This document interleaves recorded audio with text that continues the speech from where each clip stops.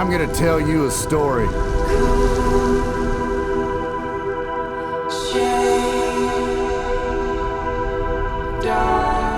Not just any old story.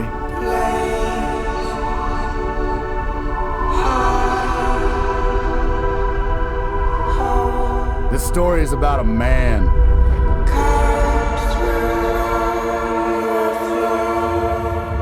A man on a mission.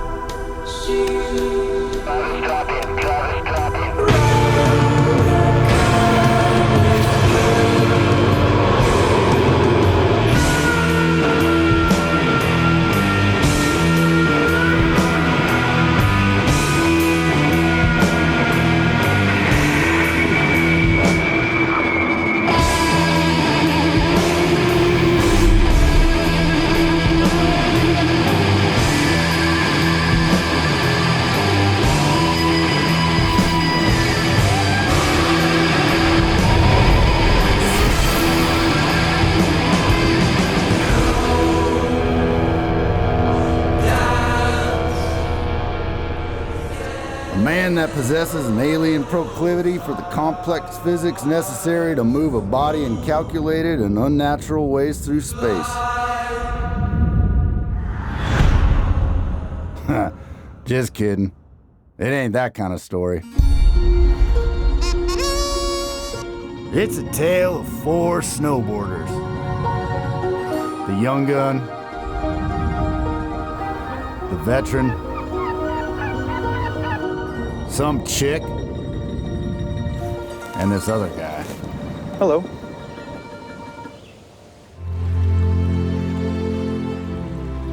This story starts in a place that, well, I'd be lying to you if it wasn't something straight out of what you might call a fairy tale. And I'm not kidding. Who am I to say? There could be thousands of fairies in these woods. Certainly used to be thousands of salmon that would travel half the continent upstream from the Pacific just to spawn in these waters.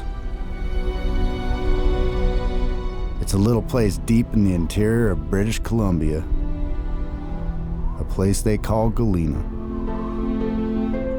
Far from civilization, but about as close to heaven as you can get in this world. A place that during this time of year nearly always shrouded in cloud and fog. Rock and earth stand snow-capped like great cathedrals.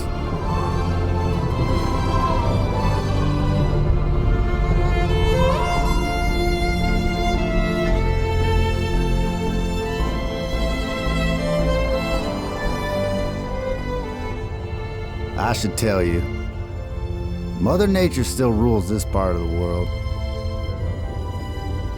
And below that thick shroud of clouds, well,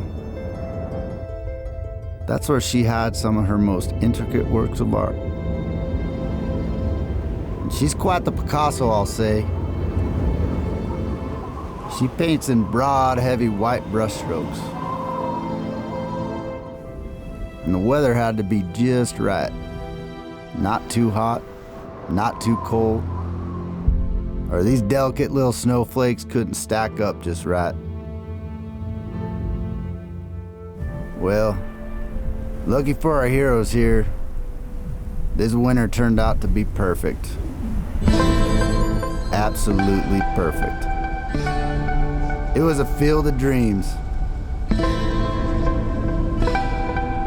Which is why these fellows called them pillows, I suppose. Funny choice of words, I'd say. Since watching them ride down these things looked more like a bar fight than a good night's sleep.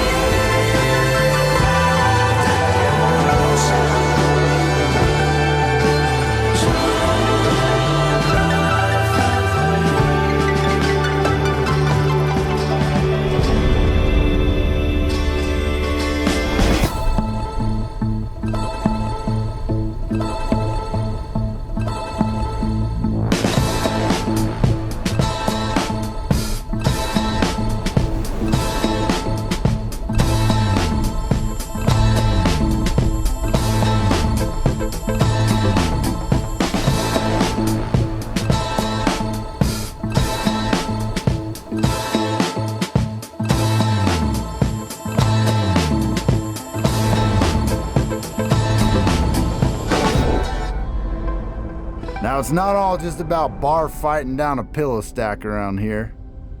If a man wants to draw a lone line through a quiet forest, by all means, he can.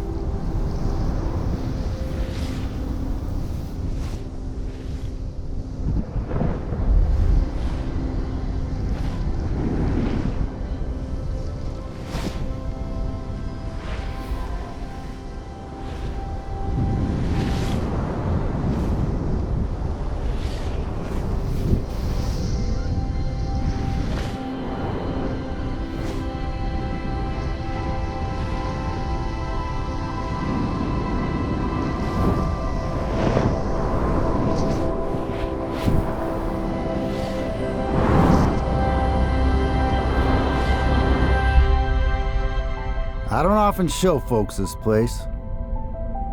I've grown quite weary of strangers.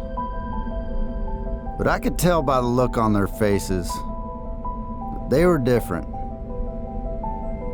I felt drawn to show it to them. And who am I exactly? Well, we'll get to that. I've been in Galena a long time. Just think of me as the steward of this land. And if you listen close enough, you, like them, might learn that there's a lot more going on here than meets the eye.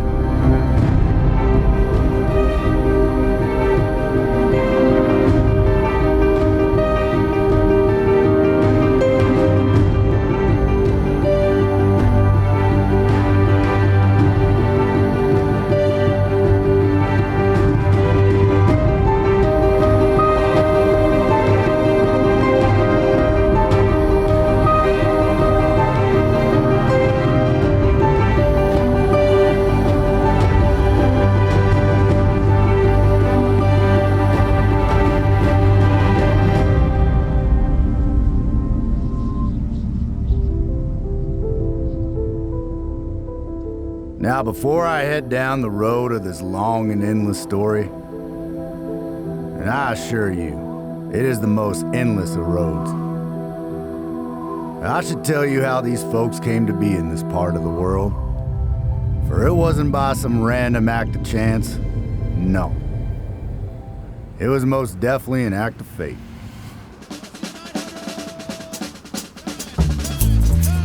Austen Sweetin. Friends call him Sweet Tea, Sweet and Low, a fire monkey of a kid. In the good year 1999, on this particular day, his life would change forever. In the Birdman's precisely 2.5 rotations, Austen saw a glimpse of his own true potential. This is the best day of my life. His infatuation with skateboarding grew until it could no longer be contained within the limits of the concrete jungle. And so he turned his sights upwards.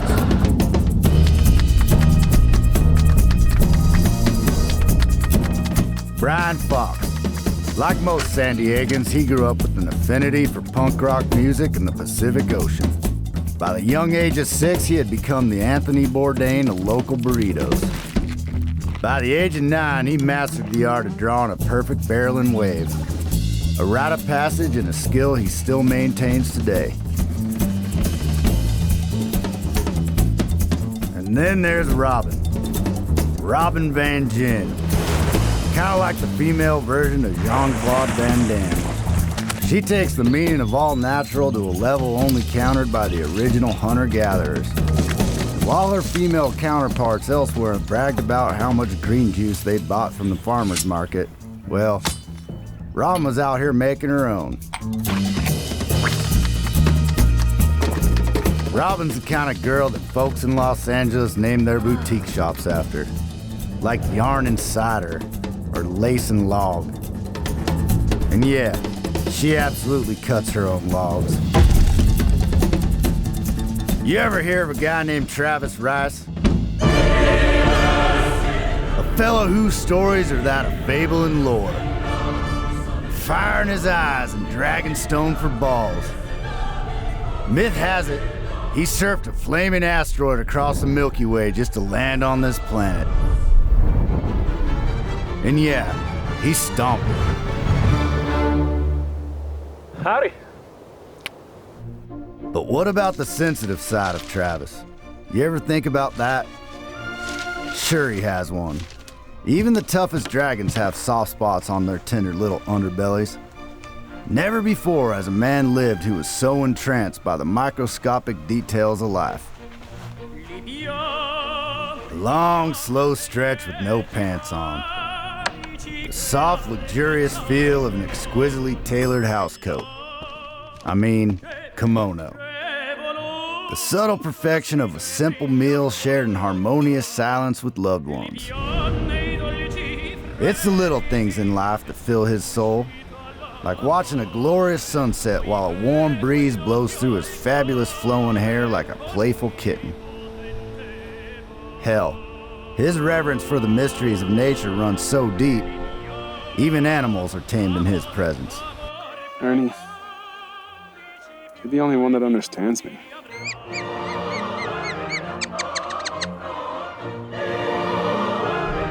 Our friends here were embarking on a journey into the thralls of winter. And what a winter it was becoming.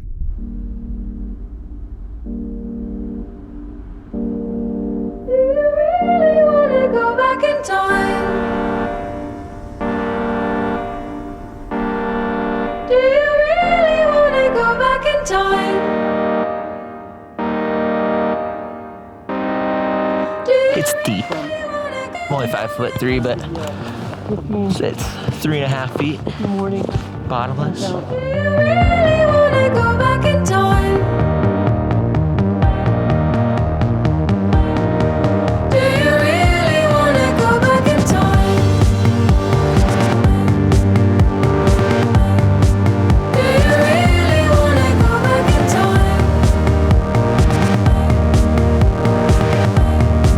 Do you really want to go back? Finishing my calculus equations. I think the formula is going to prove correct. I still know the places where they're from. I still find all answers in my dreams. I still feel the gum under my shoe. How about holding a bomb full of miracles? How about building a house on the moon? Do you really want to go back in time? Do you really want to go back in time? Do you really want to go back in time? Do you really want to go back? I still care about you being well. I still wonder how we conquered hell. I still love this nonsense team we make. How about holding a palm full of miracles? How about building a house on the moon? Do you really want to go back in time? Do you really want to go back in time? Do you really want to go back in time? Do you really want to go back in time? Do you really want to go back in time?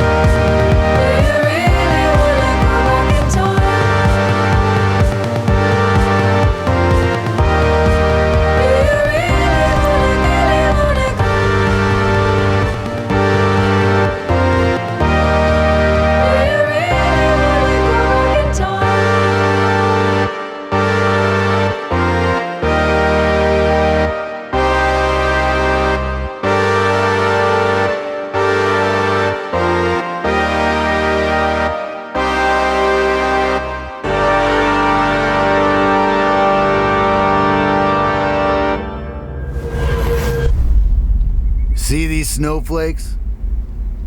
Beautiful little things. But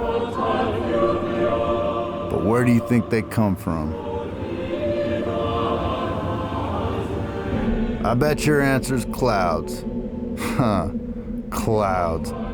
Now, I'm not gonna lecture you, but it's a bit more than just clouds. You see, there's a thin veil of air stirring above us like the vast currents of the Pacific. The great aerial ocean. And Galena is situated quite perfectly beneath it.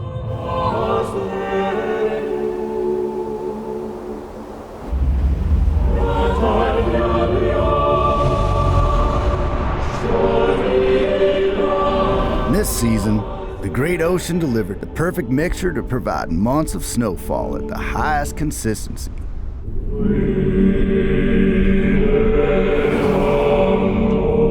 This constant sprinkling happens to be the perfect ingredient for one of nature's rarest snow formations, the fluted spine. And when the sun finally does come out, they're quite the sight to look at.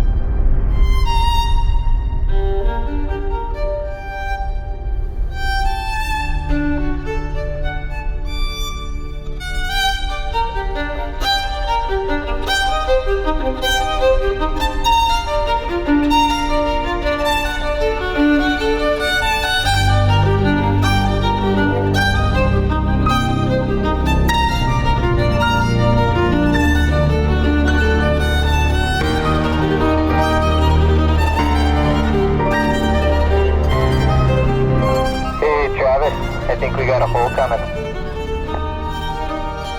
Oh, hallelujah.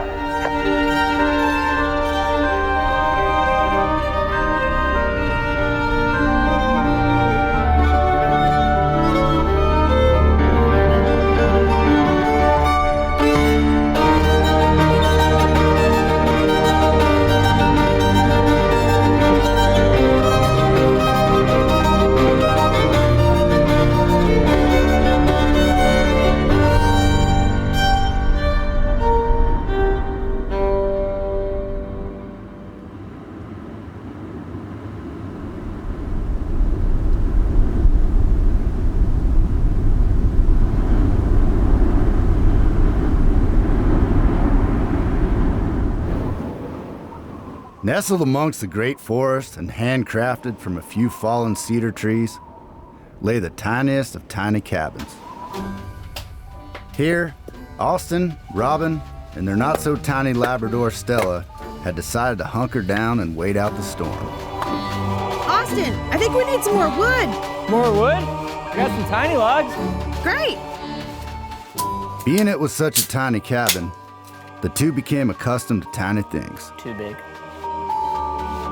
Each piece of tiny kindling could be no longer than 2 inches. But this story takes place in Canada, so that is precisely 5.08 tiny centimeters. And once the room was nice and hot, well, they played tiny little jams. Tiny house man in a tiny house land. I played his neighbor fire in the tiny house band. I was playing my guitar, but it was too big, so I got a tiny one, that's how I live. Every morning, Austen would prepare coffee in the tiny cabin. This daily regimen required the following: 2 miniature silver spoons, 2 mugs with a gross capacity of 2 ounces, and a tiny jar of milk that was sourced from dwarf cows in Nova Scotia. And of course, the beans. Tiny beans of joy. And Austen was incredibly particular about his little beans.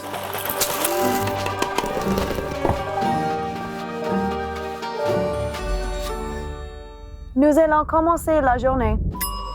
When the coffee was finally done, the two toasted to good tidings. For they knew that eventually the storm would clear. And outside that cabin was a world that was anything but tiny. Come on, son! Son! We need you!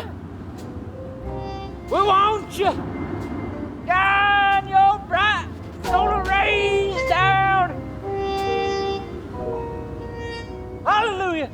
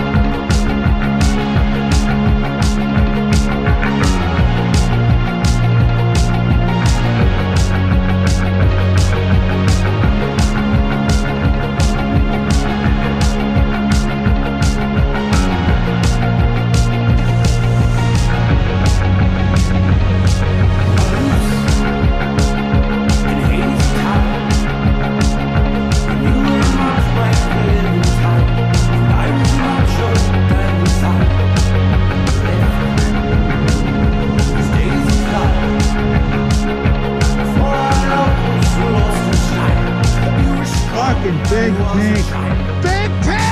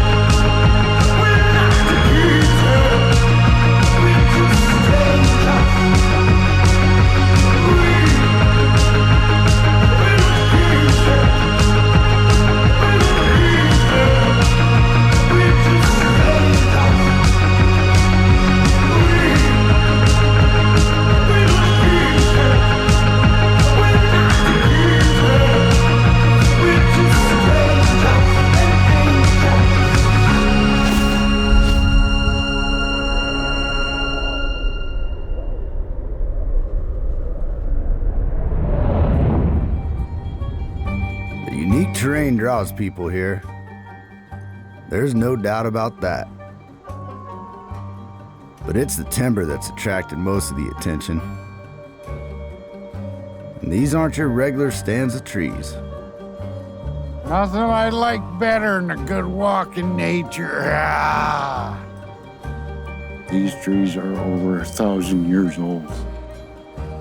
And that's school politicking counted.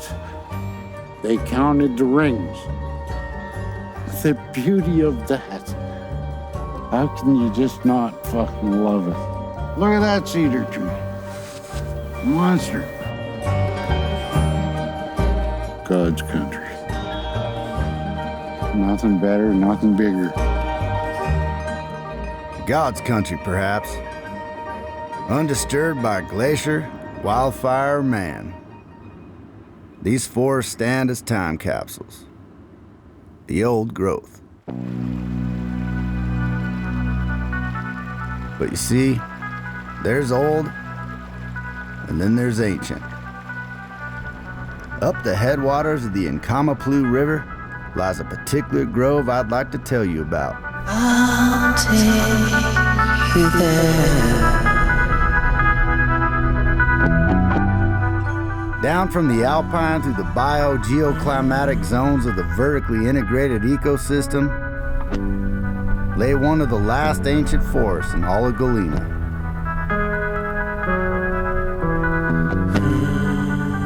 Or better said, one of the best tree runs of these riders' lives. I'll take you there.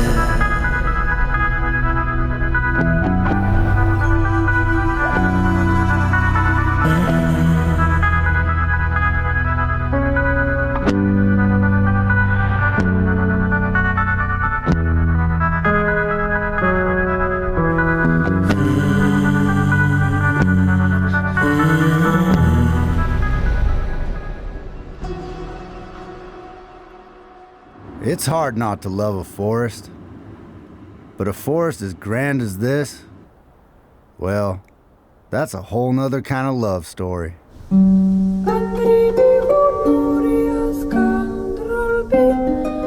Western red cedars. That's what makes up most of this ancient forest.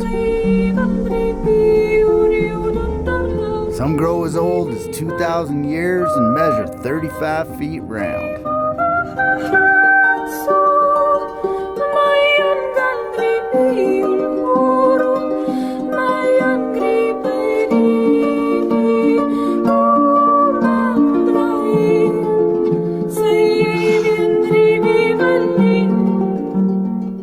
Fucking trees. Beneath these antiquated canopies thrives a metropolis.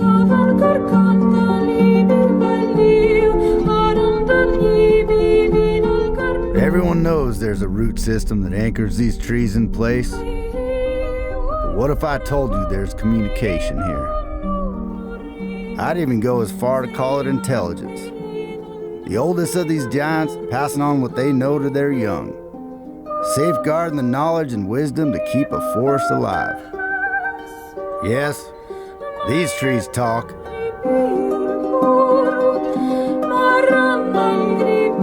Behold, the nervous system of the valley.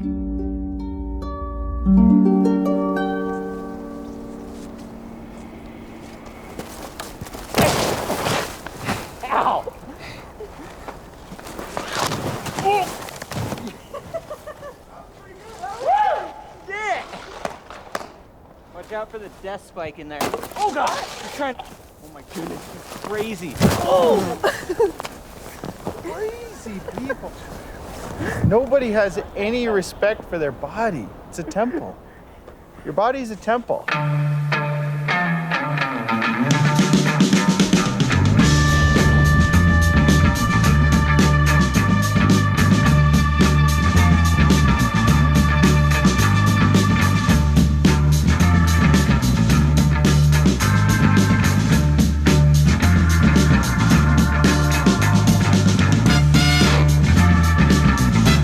Is very nice.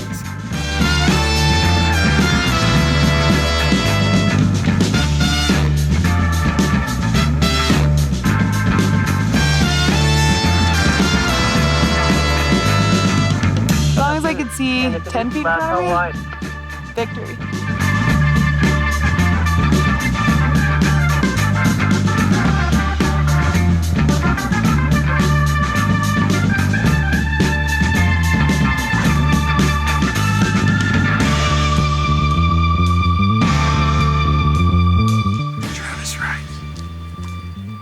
Probably doing something questionable.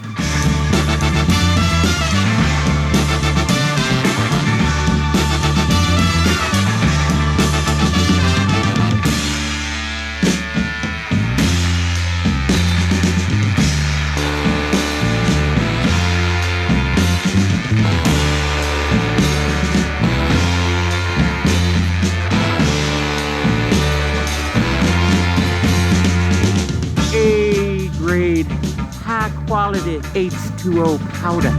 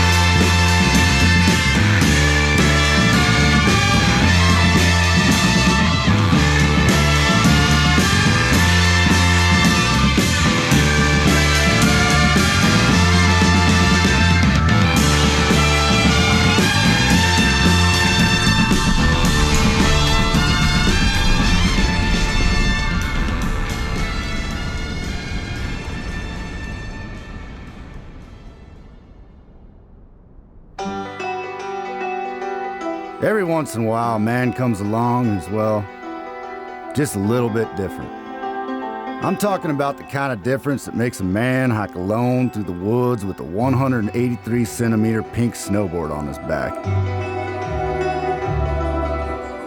Bryan fondly named his companion Big Pink on the account of her sheer girth and prowess. She towers above the rest of Bryan's well-manicured quiver like a champion Clydesdale amongst a stall of ponies. And with a trusty steed like Big Pink, Bryan felt compelled to explore the mysteries of Galena. Seems he has an unquenchable desire to seek out only the finest geothermal heated waters. Hot springs to the layman. The temperature of these springs must be exactly 101 degrees Fahrenheit, with a pH balance of 7.55 and at least 1,000 parts per million of dissolved minerals such as calcium, iron, and lithium.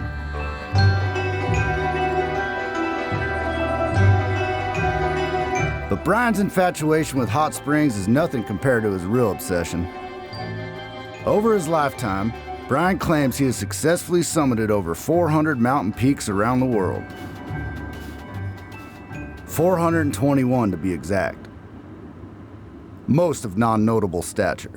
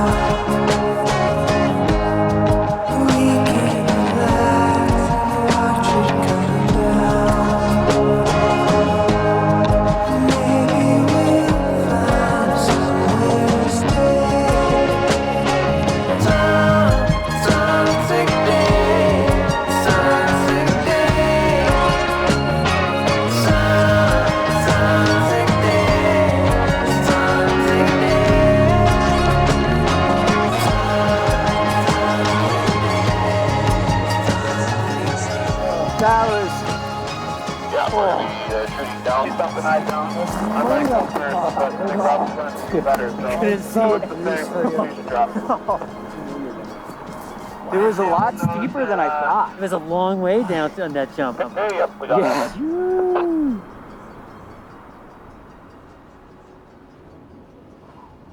Some humans seem like they are born with a deep desire to understand the natural world around them. And in a place like this, there's a lot going on that's needing to be understood. Hi, my name's John Buffrey. People call me Buff, and I'm a snowboard guide. Actually, he's much more than just a snowboard guide. When it comes to the art of snow evaluation and risk assessment, he's a verified snow Yoda. Over the past 3 decades, he's led guiding missions all over the planet. He's even been shot at.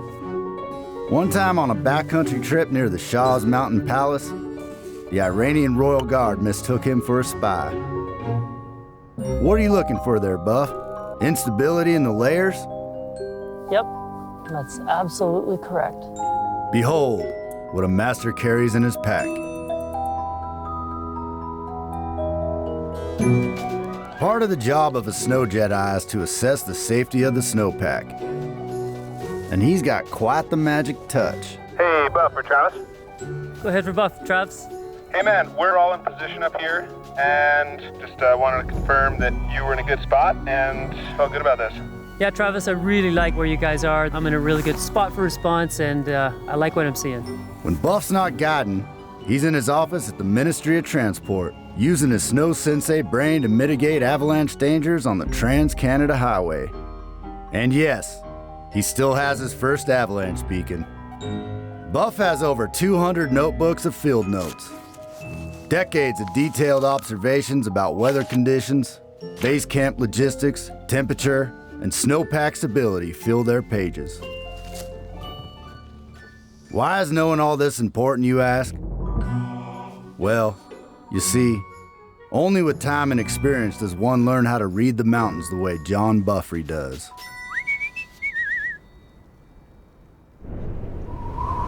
And everyone could use a good shepherd.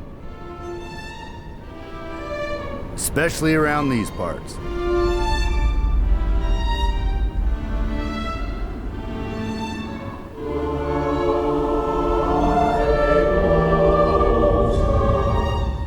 These are cornices. By wind-driven snow, they form into school bus-sized doomsday devices that can be hair-triggered.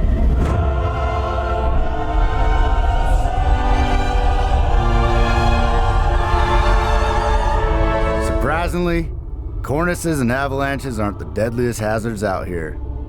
In fact, it's the tree wells you should be most concerned about. Usually one can't get out alone, and that's why the buddy system is always in place out here. Take a look at these buddies, sword fighting down the mountain like a bunch of idiots. Complete disregard for their own safety. However, if you find yourself trapped in the mountains for the night,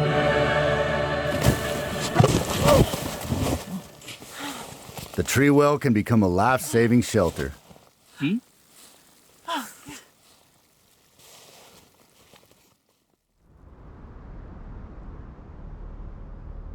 I think around the Y is probably the hottest spot. At the top, your slough's gonna be going in to the chutes, so you're not gonna have to worry about it. If you have to stop, let the slough go through the gully. They'll go fast. Do you think that's 3,000 T to V, top of the valley? Yeah. Oh, yeah. It's all quite within your realms of management. I feel like if I sit here and look at it any longer. Yeah. Oh, in the desert we try to love like they do in movies. Face to face, end of story. Yeah, I'm ready. Barbie, Justin, are you guys ready? We are ready. As twins we created an era, two souls in bright Sahara, swallowed by sand and time we play. Hey, what began as an epic ended up harsh pathetic. You there, you alright? And I feel pretty good to continue. Stay on the ridge and just watch that transition in.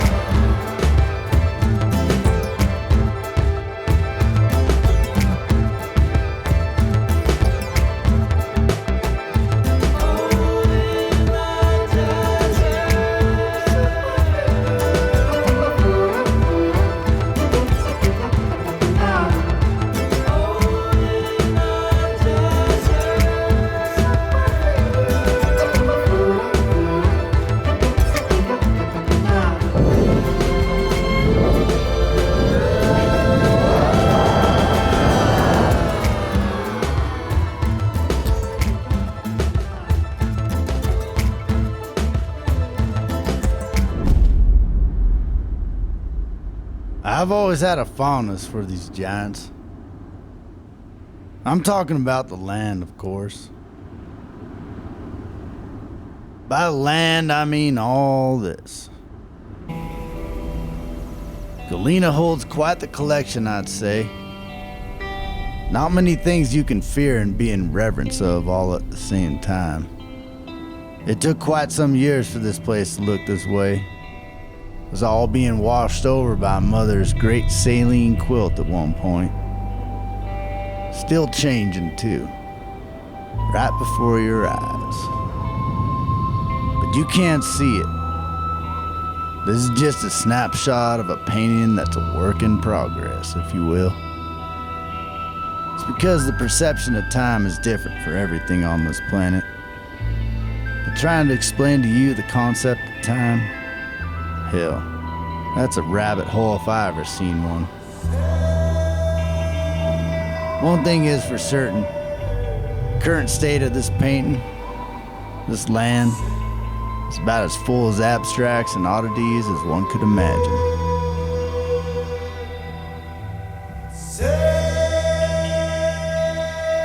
And our friends sure do love those oddities. Take this arch, for example. The right conditions of wind, rain, and a soft pocket of limestone, and these guys just about lost their shit. They were so excited it had never been ridden before, they rode it together like brothers. Let's have some fun, buddy.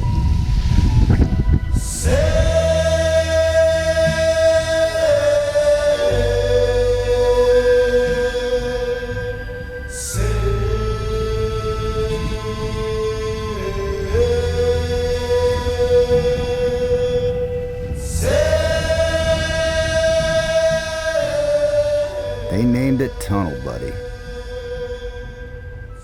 Whatever the hell that means.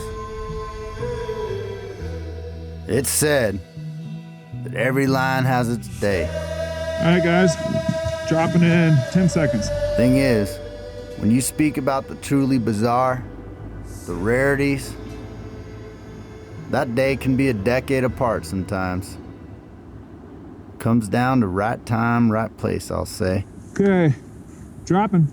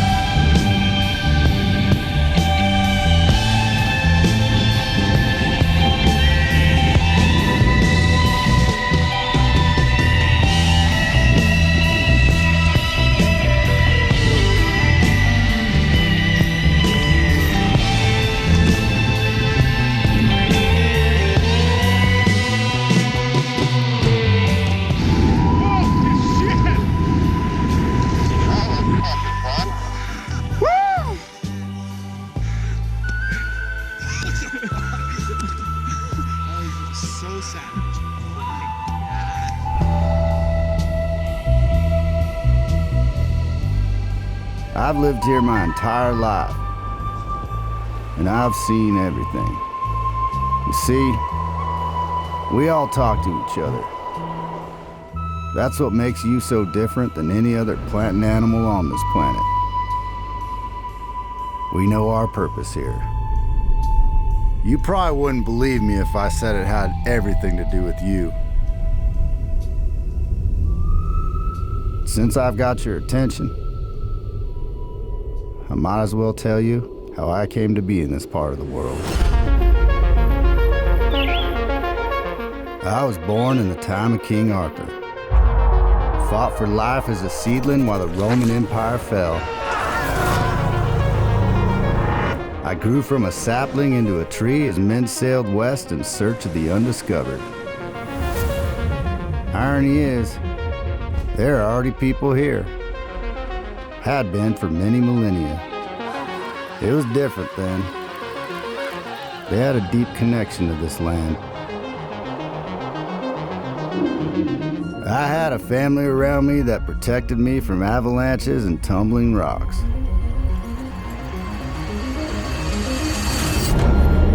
I was all that was left of them. Here I stood while man built cities and great things. Oh, what wondrous things you people create. As man stepped onto the moon, I looked upwards from here and smiled to be a part of it all. Which brings me to this moment here, where my world and yours collide.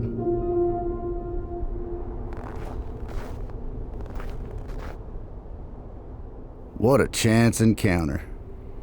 It's not often enough that one of you take the time to talk to one of us trees. The day will come when I return to the soil and start all over again. But it was my honor to give you all a little window into what I've seen in this life.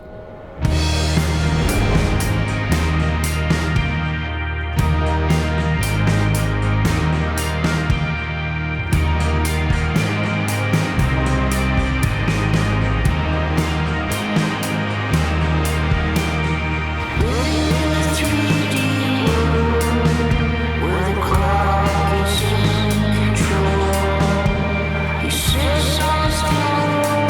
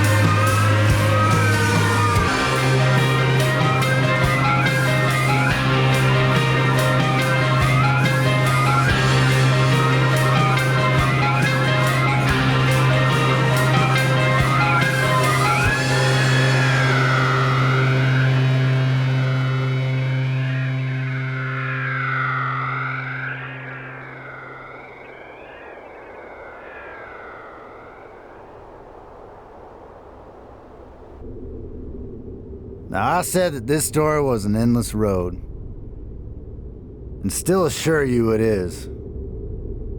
But before you leave this place,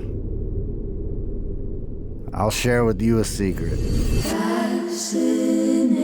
Fascination, world of fascination. Funny thing is, Feel the trembling you probably already know it. of creation.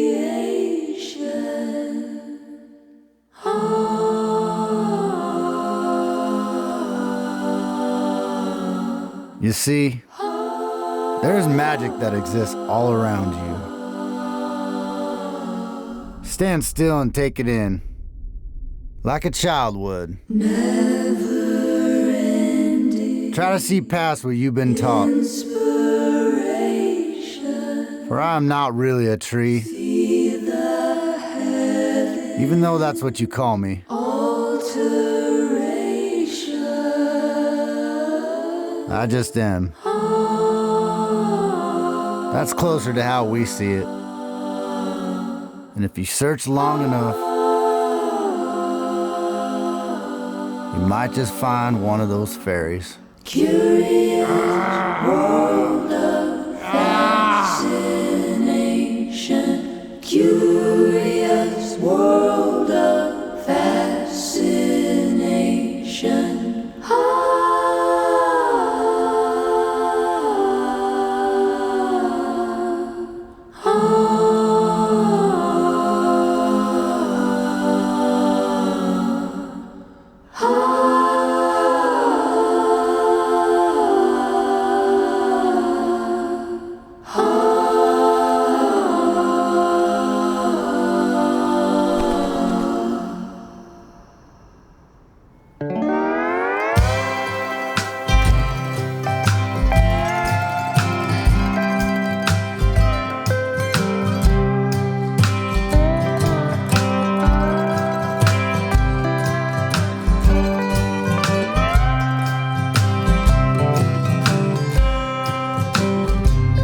When your life starts tearing apart at the seams,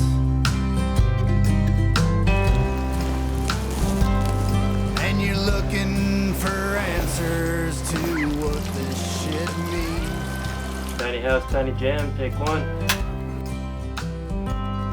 This life ain't Action. what it appears to be. Do you want me to talk? I have come to the forest to experience the world while I experience myself. It's all just a dream. 31 feet, 1.5 inches.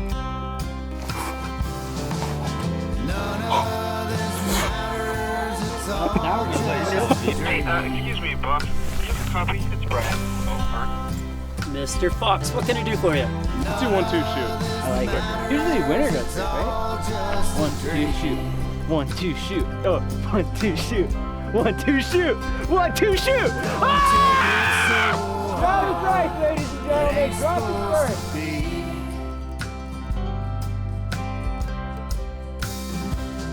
Just to ride it on out. Thanks for watching. That's a wrap.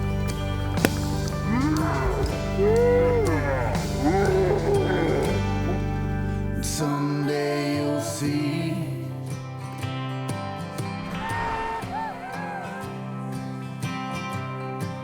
Okay, here's the pillows. Man, if I could shoot this from anywhere, I would be. You guys got the city boy out here. Got the fisheye lens. Don't scare him. When you think you Nothing better, nothing bigger. That's why we love it. That's why we live here. Yeah, Niall. Let's do this, dude. and you lost all your friends that you love the most.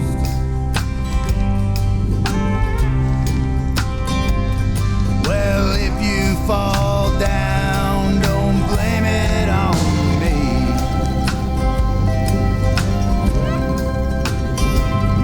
Just take a good look, someday you'll see.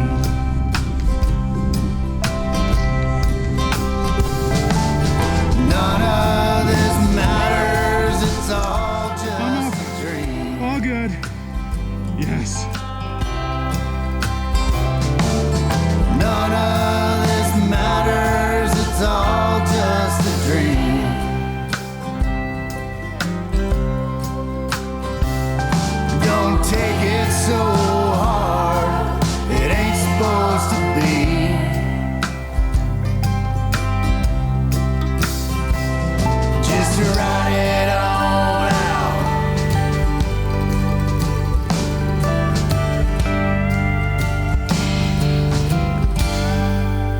Someday you'll see